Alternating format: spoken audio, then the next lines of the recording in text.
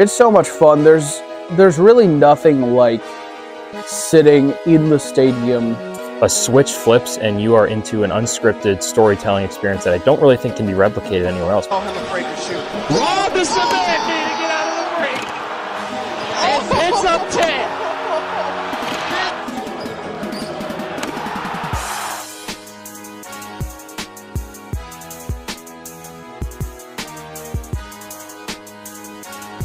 Sports broadcasting, it's really live storytelling, and there's really nothing like it. Elliott inbounds to Cummings, back to Elliott, now inside, it's Burke. Flips to Cummings, drives in, bounce pass, Benny slams it home, and it's 5-2. The Panthers off to a good start. It can be nerve-wracking because you need to make sure that you are not only capturing the essence, but also capturing the play. So, hounded by Gerard, kicks to the corner for Cummings, 15 on the shot clock. Cummings drifts to the top of the key, sends it to a Blake Hinson 3, and that one goes.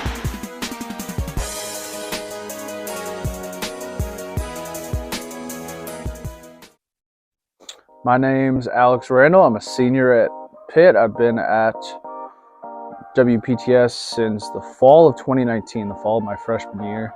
I've done mainly sports content. I've done weekly shows. I've done broadcasts for basketball, both men's and women's, and then football as well. I grew up thinking that I wanted to do play-by-play, and play-by-play is just something that comes organically to me. I love being able to describe things as they happen. Try to talk about strategy or storyline a little more than X's and O's, because I'm not extremely well versed in the sports we cover from like an X's and O's standpoint. But I like doing color, but play-by-play definitely takes the cake. Kick to the side, 3 ball from Hinson. That one is good! And Blake Hinson is dancing his way back up the court, and the Panthers lead by 4. How's it going? What's up? Good to see you. Good to see you. How we doing? Good to see you. Good to see you as well. I'm Zack Gibney. I am in the class of 2024, I guess now. So I'm a junior here at Pitt. I'm from Rockville, Maryland, and I've been at WPTS for parts of 3 years now, I guess. I think the best part of sports broadcasting, and I've been asked this before, is it's a unique experience because going back to the vein of how sports is really the only form of live entertainment, you are being asked to sort of break down different things happening. Basically, and we'll go to the example of basketball, you're being asked to break down a play that happened and then something else is coming right after it. So you have to, at one point, think about what you're going to say, get it out there, get a clear point across, and while you're doing all that, still kind of absorb what's going on the court at the time. Up top, it's Burton. Thought about a 3, instead sends it to Hinton. From the logo, left it short. And the rebound will come out of bounds. That one was a little deep. there's a give and take to Blake Hinson's game. You'll see him pull up. I mean, his back foot was on the edge of the tee there, Alex. I'm not sure that's a shot that Jeff Capel's going to love in the film sessions. Usually I'll spend a couple hours, if I know I'm doing basketball games, say I'm doing one on Sunday, I'll probably start prep on Tuesday, just get a feel for the teams and then sort of start digging at the individual players more. I'll be prepping, looking at glimpses of what different teams have done and like what their sort of play style is like and things like that. Get the big picture stuff out of the way first, and then you can nail down the stats and that kind of stuff later on. I try to do everything in my power to get the rosters put on a chart. I have names and numbers, obviously, built by position group.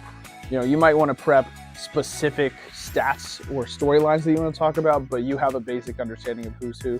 I'll just follow along with, I'll get the roster and then I'll follow along with the highlight tape and try to, if I'm doing play-by-play, try to do play-by-play for myself. This person passes to this person for 3, and it's good. And you just start to get a flow of talking about the players, their names, you're getting pronunciations right. What's your reaction when I say the word tie line? The tie line, man. It's it's our biggest treasure and sometimes our worst nightmare. Everyone's just crossing their fingers like, please let this thing work.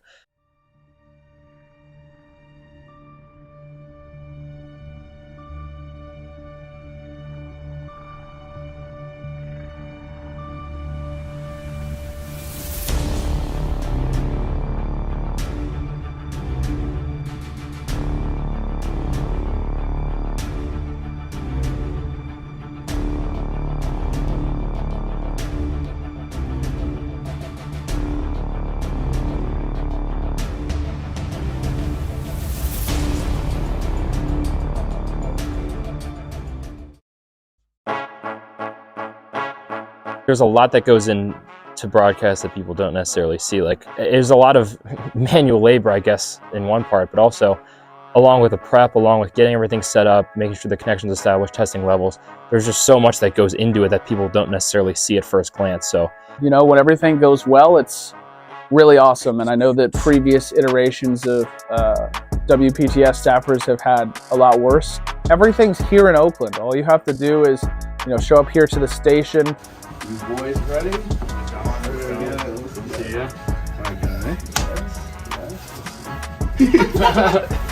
You really just get to take the long walk up Cardiac Hill to the Pitt, and depending on what the weather's like, I can honestly find that very enjoyable. Sometimes we obviously have the Cardiac Hill, so to speak, here at the University of Pittsburgh, where you're going to be walking up, and by the time you get up there, you got to get into the building and, you know, pretend like you're not tired from walking up all the steps, but at the end of the day, everybody, you know, gets a little drained. But from there, it's grabbing snacks from the media break room, working on last-minute prep, talking about pronunciation, storylines, and whatnot.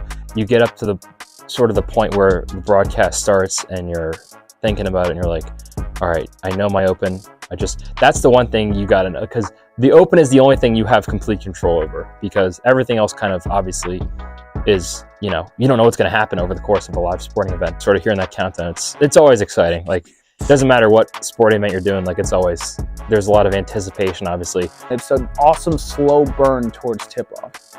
And then it's game time? And then it's game time.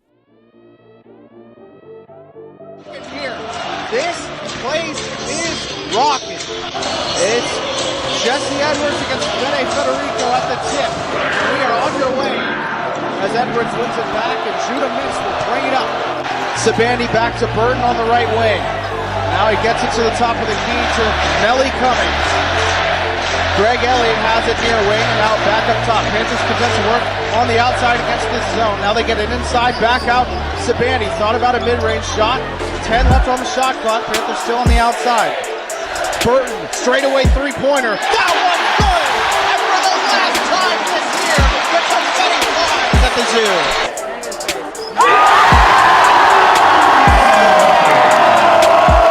Like I said, you're going to want to detail everything that happens. You're the only point of reference, and I think for color, that's specifically important. And I just love it. Like, you gotta just let the basketball, it's such a flowy sport. Things happen. It's a possession here, a stop here, a make here. And you just let yourself get entranced. Elliott. It looks like they just can't break through the zone right now.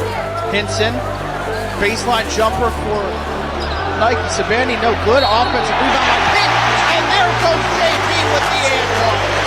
Lays it up and in and draws a foul. And the Panthers take the lead back. It's 21-20. If you're in a game like that Syracuse game, and it's like you're getting ready to talk about something that people are going to remember for a while, you're aware of it, and you want to know what you're going to say in certain situations, and you want to be prepared for that. Little things like that. You want to make sure you're getting who is doing what at the end of games.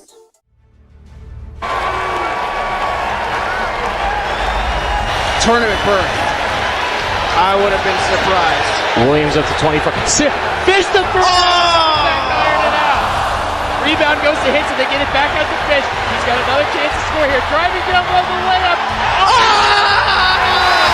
What a moment. First ACC senior day. The left-hand layup. As we hit 10 seconds and 9 here at the Peterson Event Center. The 2-1. And Pitt has beaten Syracuse. By that, Jim Boeheim, Pitt's tied for first in the ACC, and college basketball is back in Pittsburgh.